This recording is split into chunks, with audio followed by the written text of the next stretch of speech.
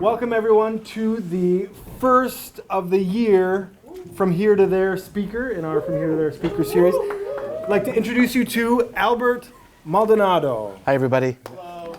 So Albert is an attorney with one of the largest firms in the Inland Empire and The largest firm in the Inland Empire, one of the largest firms in Southern California, right? in all of California.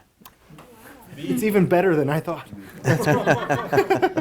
That's great. So I was introduced to Albert by Professor Valdez. So tell me, how do you know Professor Valdez? He was my coach back in the day. I played basketball for him since I was in middle school. Well, how was he as a coach? Oh, he's great. He was Really? great, yeah. And I played with his son Dominic. We're the same age. Oh, okay. So we played together, and then we went to high school at Damien together. And that's Okay. how we know each other. Very good. Now, you went to law school because obviously you're an attorney, but you've had kind of a successful career in education. Just give us sort of the layout of where you went from high school. Sure. So let me tell you where I went to elementary school. I grew up in Rancho Cucamonga. I went to St. Joseph's in Upland, K through 8, and then I went to Damien for high school. After Damien, I went to Pitzer, one of the Claremont colleges, for undergrad. Immediately after that, I went to Harvard Divinity School for my master's degree. I got a master's, let me tell you, in college first. I majored in political science and I minored in Chicano studies. Then at Harvard, I got my master's in theological studies, and you had to pick a concentration, and mine was in religion, ethics, and politics. So I did half of my coursework at the Divinity School. I did half of my coursework at the Kennedy School of Government. Immediately after my master's degree, I went to law school at Northwestern in Chicago. And in law school, you don't really have an emphasis or a specialty. After that, actually during law school, I had it's the equivalent of an internship, but in the legal world, it's called a summer associate position at the firm that I'm at now, Best Krieger. Just so you know, Best Krieger was founded about 130 years ago in Riverside. We're the largest and the oldest law firm in this area. And now we have 9 offices. We have about 250 lawyers. Most of our offices are in California. We have one office in DC. So I did a summer associate position with Best Krieger during the summer between my second and third year. And then at the end of the summer, they gave me an offer to come back full-time a year later after I graduated and passed the bar, which I did on the first time. And then I immediately after that started working for them October of 2017. And I've been with them ever since. So what were you like in high school? Would your coach, Coach Valdez, would he have said, "Oh yeah, Albert, he's going to be a lawyer for sure," or were you a different kind of person back then? I was talented, but I wasn't dedicated then. What does that mean? So it means I could read something and pick it up pretty quickly, but I didn't have the dedication to put in the time to be great. So I was above average, but I was not excellent because I wasn't willing to put in the time. Just as a student, not as a human being. Right. Yeah. And there's a difference. And I was splitting my time because I played football. I played football. I did track and field. I played in the band my first year, and I'm a pianist, so I was taking piano lessons the first 2 years of high school, and I eventually dropped the piano lessons to the dismay of my mother because she said, "No, because you're going to break your hands if you continue to play football, and you're not going to be able to play the piano." And you know what? She was right, and she was wrong, because I did break my hand, but playing was my therapy, and so I can still play today. And so it was interesting how it came out that way. But no, I was definitely not the top of my class at Damien, and Damien's a very academic, competitive environment, just as it is an athletic, competitive environment. So I remember, like in my sophomore year, I thought I was cruising because in the first year at Damien, there are no AP classes, so no one can get an A+. So the highest grade point average you can get is a 4.0, which I had. So I thought I was doing great. Then I got to my sophomore year, and that's when you can take APs. That's when you can get higher than a 4.0.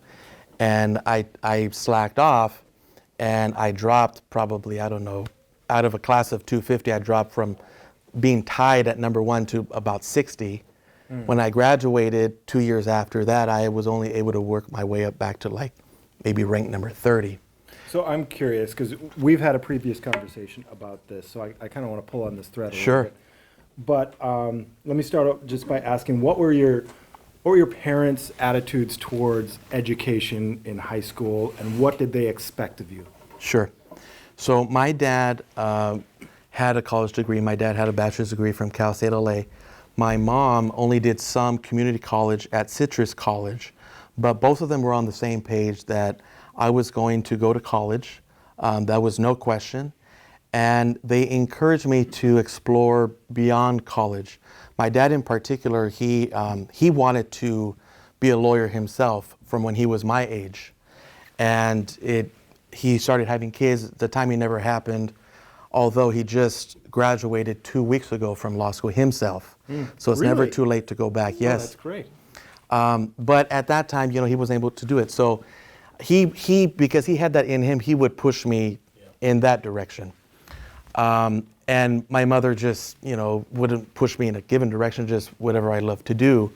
So that was one major influence, that no matter what happened, I was going to go to college. The second was Damien itself, because 95% of all Damien graduates go on to college. And so that was an expectation, not a hope. Just in your high school, it was an In my high school. And then the third one is I had my best friend from high school, Matthew McClooney. He was an influence upon me. I shared this with you, where he and I, even in high school, were interested in law school. But I realized that even growing up middle class, even growing up as a light-skinned Latino, not brown-skinned Latino, so I didn't experience the racial discrimination that a lot of Latinos do, I still did not have the sights and the vision that my friend Matthew had. Because I remember one day we're in the drive-thru at In-N-Out, we're talking about, when are we going to go visit law schools and such. And he said, you'd make a great judge one day. And I had never thought about becoming a judge. I only thought about becoming an attorney. And that really opened my eyes to think, okay, but whatever profession that I go into, don't just think about what is the entry-level job. Think about what is the end of the hierarchy. And so he really taught me that. Of all of these influences, you had your parents, you had your high school, which had high expectations, and then you surrounded yourself, at least with this one example of your friend, of a friend with high expectations. So you've got sort of three influences in your life in high school. If you took one or two of them out, would you be the same person? Would you have the same career as you do now? Like if your parents weren't pushing you, or if you weren't at a competitive high school, what would have been different? I think a lot of things would have been different. I think the biggest influence would be my parents. Let me tell you the story of why I went to law school in the first place. It started in high school, but it solidified when I was in college. I was a sophomore at Pitzer. Pitzer is a very social activist climate. And so when I was there, I was very much a campus activist. At the time, the dining hall workers of Pomona College were trying to unionize, and I was supporting them. So I was there on the picket line. I was there, at the protest. I was holding the sign. I was on the megaphone, all those things. And I had a conversation with my dad one time, and he said, you know what, for social change, you need that. You need people on the street corner, hollering on the megaphone, picketing, you need all of that. You need the sit-ins. You need all of that for social change. But you also need something else, because all those people are going to need an attorney for one of two reasons. They're either going to be charged with a crime, so they need to be defended, or they want to sue the school, and they also need representation. Either way, they're going to need an attorney. And guess what? All those people walking up and down in the picket line, and all the people holding the signs, and all the people hollering on the megaphone, not one of them can talk in court. Not one. All they can do is walk into the courtroom, sit down, and keep their mouth shut and remain silent and watch. That's all they can do, because they're not a lawyer. For those that don't know, the reason that the bar exam, which is the exam to become an attorney, is called the bar exam is because when you walk into a courtroom, there's literally a wooden barrier between what's called the gallery, which is where the public sits, and beyond that point, that's where the lawyers sit and the judge sits. That barrier is called the bar, and that is what gave the exam name the bar examination. And unless you're an attorney, you don't want to be on that side. That's right. Right. Yeah. And so he told me, he said, you know, you're a smart guy. You can do what few people can do. You can go to law school, get the law degree, so that when the time comes when they cannot speak for themselves, you can speak for them. And so that sounded pretty good to me. So that's what really solidified my interest to go to law school. So that's one example of how, if I didn't have that influence from my parents, and that influence and that reaffirmation, it happens daily, you know, and so without that, I would be very different today. I was just curious, looking around the room, raise your hand, how many of you would say that your parents had the expectation for you to go to college? Okay, so it's probably, okay, now how many of you would raise your hand and say, you know what, my parents really never talked to me about college, and I just had to figure this out, that this is what I was going to do? Anybody in there? We got a handful. Yeah, okay. It makes a huge difference, doesn't it? Yeah. So this is, I asked that because you had mentioned that you studied Chicano culture, Chicano studies. I minored in Chicano studies, yeah. And when we were talking at breakfast, you mentioned that you've got sort of a hypothesis around Latinos and education. And could you just express that hypothesis around the aspirations of those groups? Sure. So what I find, again, I grew up middle class, and so a lot of the Latinos that I went to every level of schooling with, college, graduate school, and law school, were the socioeconomic profile of my parents, not of me. Meaning, they were either immigrants themselves or their parents were immigrants. In my case, you know, I'm like third generation born in this country. They were brown, I'm white. They were Spanish first, I was English first. I'm a citizen, some are not even citizens. I grew up in a wealthy area. I only went to private school my whole life. Most grew up in poor areas, and they only go to public schools. And so that was the typical socioeconomic demographic profile of my Latino classmates. And what I found was that most of them, day one of college is the finish line. Because their parents, for no fault of their family, their parents are janitors, their parents are construction workers, their parents are cafeteria workers, you know, and because of that, and their parents' lack of exposure of what is possible, they think college is the end game.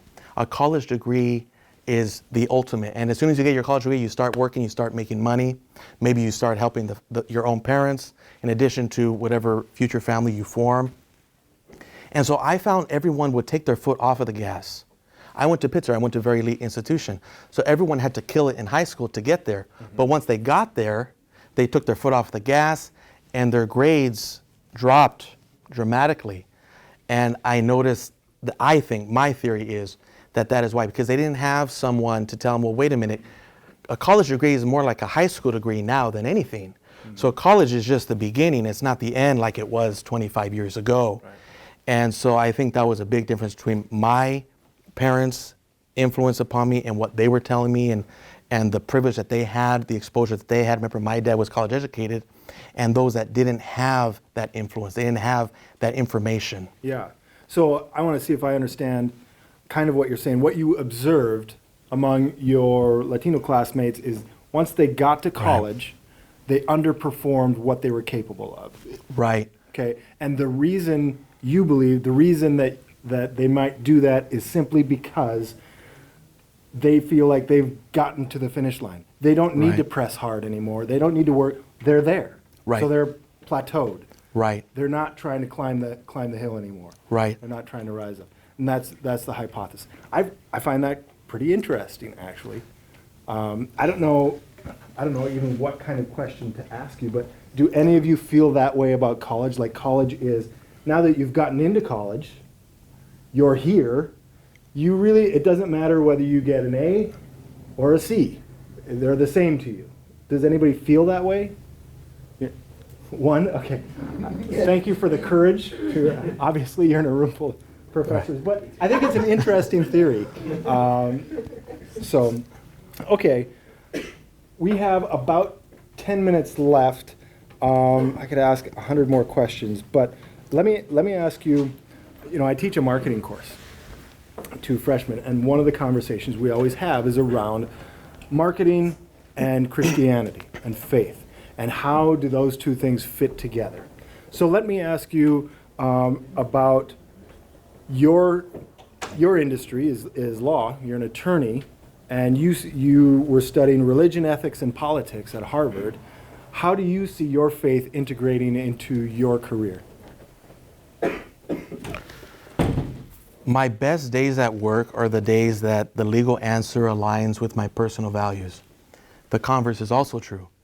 The worst days are the days when the legal answer is contrary to my personal values. So I would say that my faith, it plays more of a role in my extracurricular activities, my nonprofit work. I sit on 3 nonprofit boards.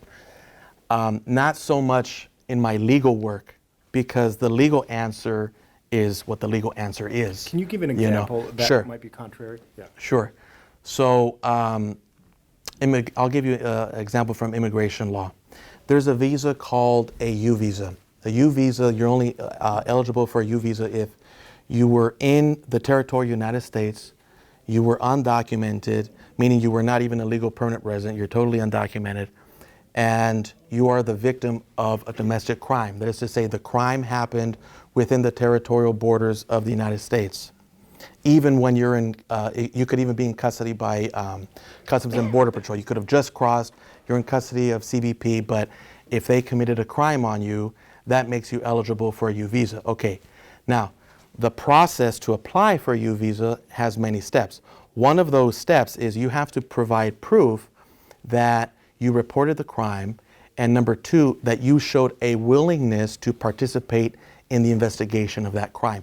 You don't have to prove that you participated, you just have to prove that you showed a willingness to participate. So the way that you actually prove that is a number of ways. The easiest and most common way that is used is that you get a letter from the police chief of the police department to whom you reported the crime, saying that you reported the crime and that you were willing to participate in the investigation. Or if you participated, say you participated in the investigation. So one of our cities, because for those that don't know, I practice municipal law, so I do city attorney work.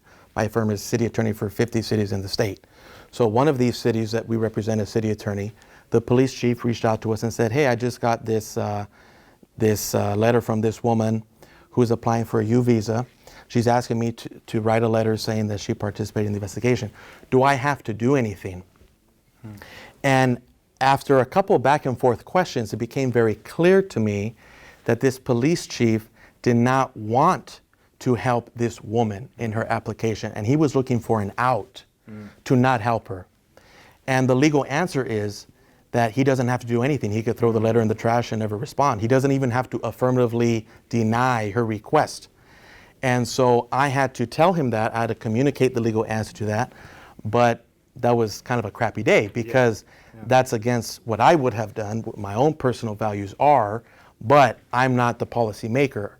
I'm just the legal advisor. Right. And so sometimes you have days like that. Right. No, that's a really good example. Okay, we've got about 3 minutes left. I want to open it up to questions that you guys might have. How long ago did you pass the bar test? I passed in November of 2017. So just over 2 years ago. Is it hard? It is hard. It is hard. It's the hardest test I've ever taken. The pass rate on the first try is 46% of all test takers. What's the average test tries? Like 2 or 3 or something? You know, I don't know the answer to that. I really don't. I would probably say 2. Yes, sir. So you go before a judge, you pass the bar, and you do the trials and everything? Actually, I don't do litigation, so the law is kind of split 50-50 between litigation, which is most of what you see on TV. I do the other half that you don't really see on TV. That's called transactional. So I draft a lot of contracts. I draft licenses to enter property. I draft ordinances.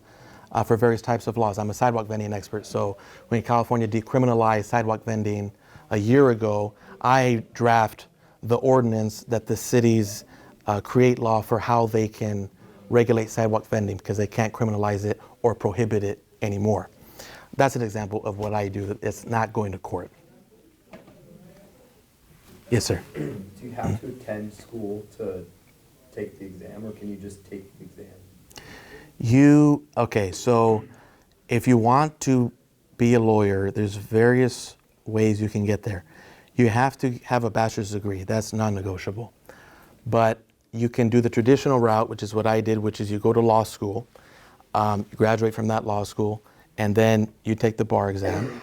Or you can do an apprenticeship program. It's very rare, but it is still an option, which is basically that you shadow a practicing lawyer for, I forget how many years you have to do that. And that lawyer teaches you the law by the practice of the law. And then over time, I can't remember how many years you have to do that for, but then you're eligible to sit for the bar exam, and you still have to take the bar exam. But there is a way that you can practice some areas of law and not even have to go to law school. Immigration is one. You could practice immigration law and have the full rights of an attorney without ever having to go to law school.